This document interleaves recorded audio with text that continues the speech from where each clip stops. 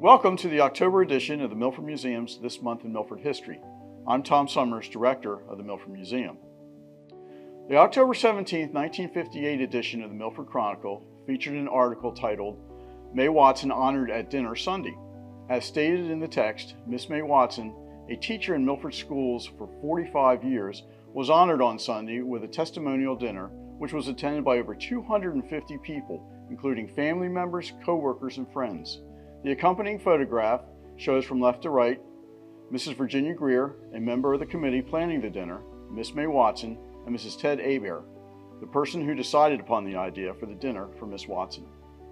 A picture of the Milford Lions Club telephone directory team was featured in the October 31st, 1958 edition of the Milford Chronicle.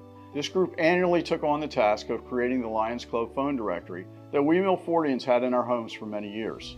Standing left to right are Leroy Rust, Joseph Pierce Jr., Spencer Willis Jr., William Brown, Heyman Rusa, Lawrence Isaacs, Robert Bainham, and Frederick Higman. Seated left to right, Chuck Hammond, Burton Willis, Clement Rohr, Donald Jester, Leonard Donahue, Granville Snyder, and Winfred Gooden. The front page of the October 26, 1962 edition of the Milford Chronicle featured a headline reading, Shopping Center was opened Wednesday. The accompanying article announced that under the clearest of skies, the magnificent new Milford Shopping Center was officially opened on Wednesday morning.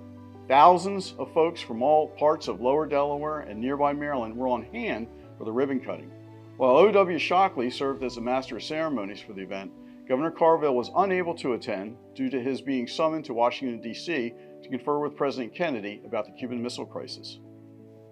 The October 8, 1980 edition of the Chronicle included a picture titled A Stunning New Look, which featured a photograph of Reba Hollingsworth at last Saturday evening's unisex fashion show held at Benjamin Banneker School.